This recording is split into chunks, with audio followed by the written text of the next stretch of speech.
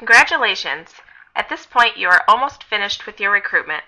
You have successfully worked with your HRO to conduct pre-recruitment workforce planning, considered your recruitment strategy, set your request for personnel action to the HRSC, and finalized your recruitment strategy.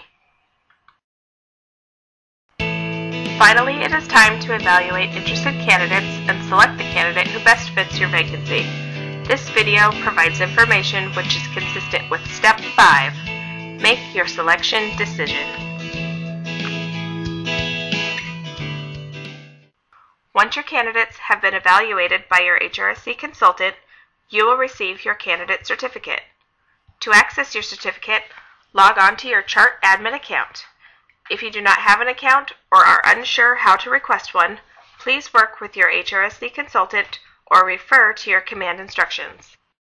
When you receive your certificate, please note the certificate expiration date.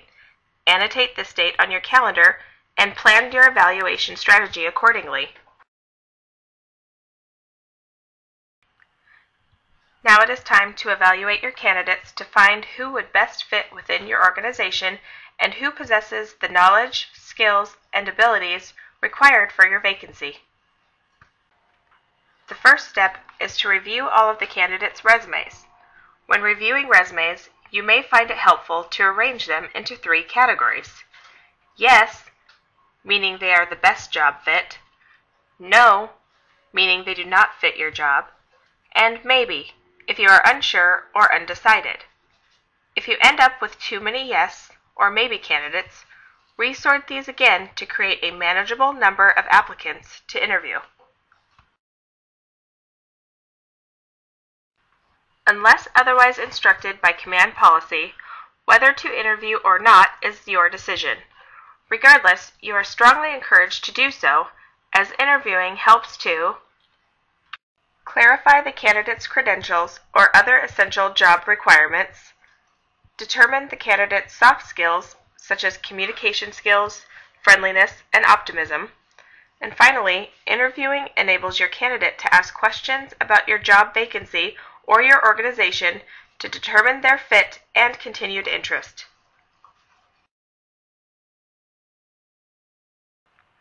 After conducting interviews, it is highly recommended you check an applicant's references.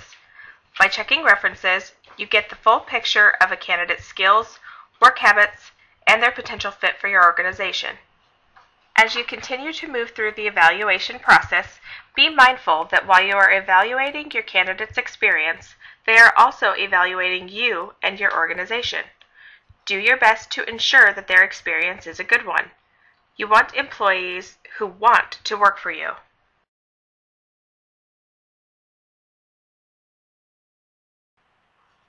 When you have finished evaluating your applicants, it is time to decide who you want to hire. After you decide who best fits your vacancy, consider the next best candidate if there is one available. It is wise to consider an alternate candidate in case your first choice declines or is unable to meet the pre-employment process requirements. Making such determination now will better prepare you to move forward if your first selection does not work out. For more detailed information about conducting interviews and checking references, refer to the online Hiring Manager Guide supplement or the supplemental videos entitled Candidate Interviews and Reference Checks. Once you've made your selection, review the supplemental material entitled Contingent Job Selection. These tools will help you extend a contingent job offer. Why a contingent job selection? At this point, it is contingent because there are certain legal and regulatory employment requirements which must be verified by your HR partners. If your selectee declines, move to your alternate selection if applicable. If there is no alternate, contact your HRSC consultant to discuss your recruitment options. If your selectee accepts the contingent job offer, send your certificate back to your HRSC consultant.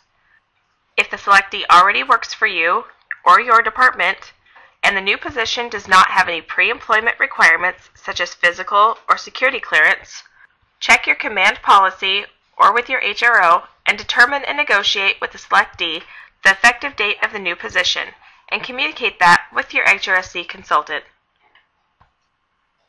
Once your vacancy has been filled, it is recommended that you contact those who you interviewed or contacted that were not selected to inform them of your selection decision. This can be accomplished in a short phone call or email. If an applicant asked why they are not chosen, simply state that you found an applicant whose skills and abilities you determined best fit the position. Notifying the applicants sends a positive message about your professionalism.